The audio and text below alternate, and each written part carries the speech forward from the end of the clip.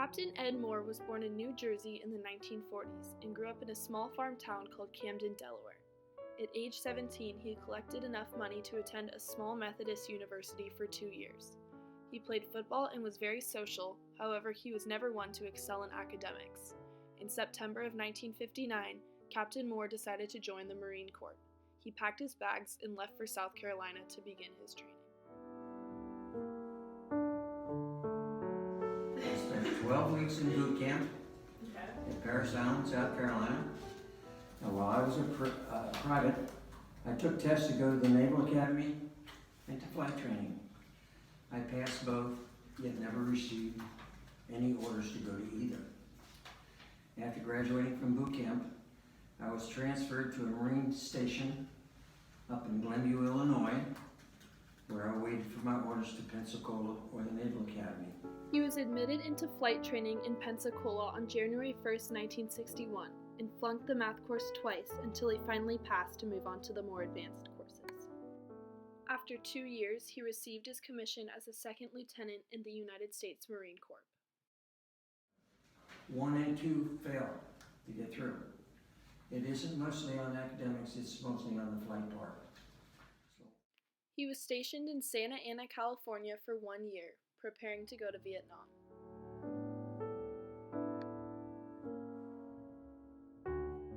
In 1858, the French ruled the area around Vietnam at the time named French Indochina. In 1941, Japan invaded Indochina for their plentiful resources like rubber and coal. They controlled Indochina through World War II. France fought to regain control of the area, fighting against a ruler named Ho Chi Minh. War began and lasted from 1946 to 1954. Minh defeated France at a battle called Timpan Phu. France surrendered, and they made a treaty in Paris dividing Indochina into 2 parts. The North practiced communism and the South became a democracy. The North then invaded the South, and the U.S. became allies with the South during the war. I spent 1 year, 6 months in country, flying about 100 missions, and in an outfit called the Purple Foxes. You can look it up on the internet. A renowned squadron, excellent, and then I had 6 months of mortar carrier right off with the battalion of Marines, and we would go ashore if we were needed for protecting the embassy. During a specific mission, Moore received the Distinguished Flying Cross and the Vietnamese Cross of Valor.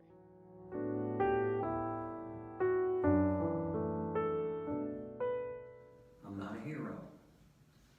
I was just at the wrong place at the right time, and they rewarded me for being there and completing the mission. 2,590,000 people served in the war. 58,148 were killed in the war. 304,000 were wounded. 11,000 serving in the military were women. They were nurses, doctors, intelligence officers, air traffic controllers, or Red Cross volunteers. The youngest soldier killed was 16 years old, the oldest 62.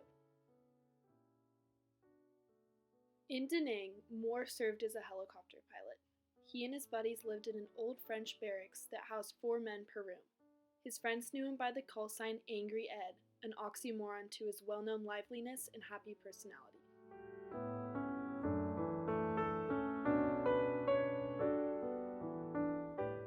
In his war experience, Moore understood Vietnamese culture as very different than U.S. culture.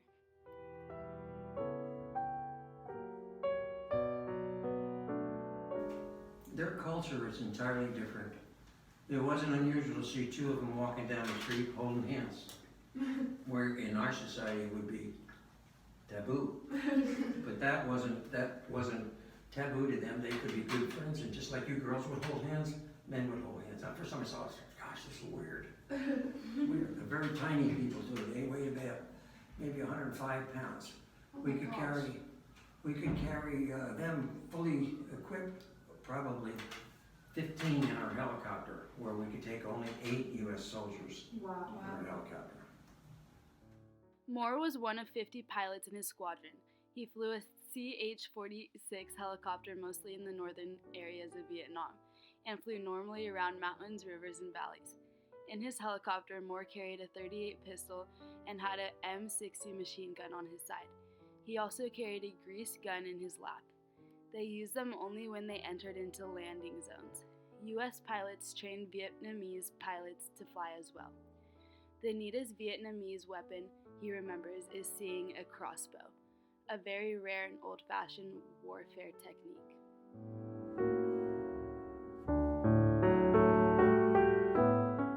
Captain Moore and the other pilots ran a tight ship while rescuing wounded soldiers from battles.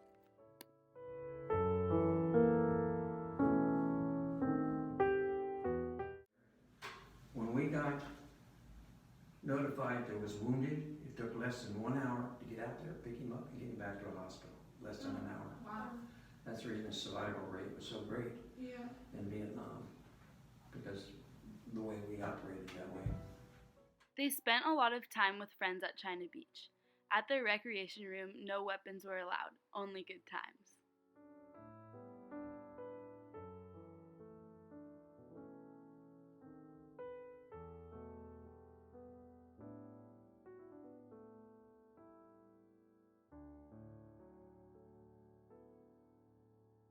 Because through those gates, we had tables where we gambled and drank a lot of booze. And we didn't know whether we were going to be alive the next day or not. So that's where we had our fun. And it says here, the Far Eastern Indochina Jungle Fighters and Combat Pilots Association Limited.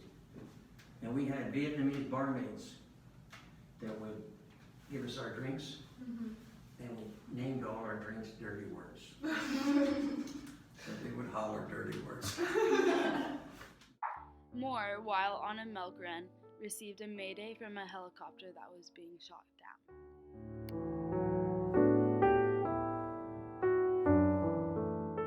So I had delivered all this stuff, and I was on the way home, and I hear this mayday. Mayday, mayday, mayday. They had found a bunch of NVA, and they were shooting them up with rockets and bullets and all this stuff.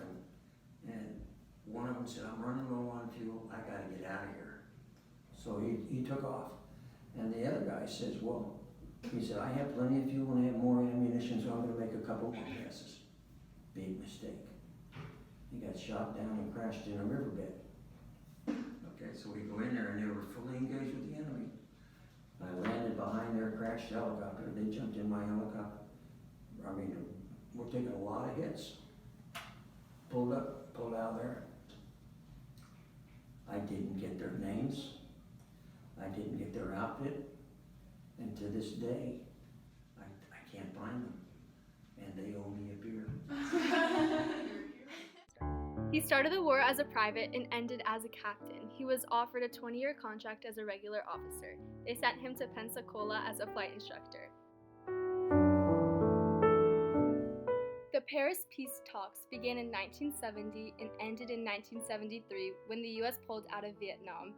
Moore ended up serving for 1 year, 6 months, and 23 days as a Marine pilot. He served 4 years in the reserve additionally.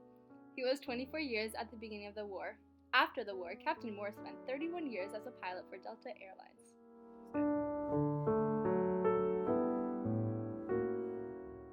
I never hurt anybody.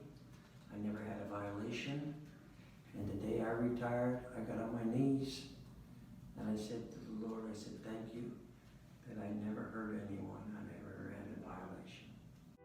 Captain Moore and other war veterans get together every 2 years to tell war stories and catch up on lost time.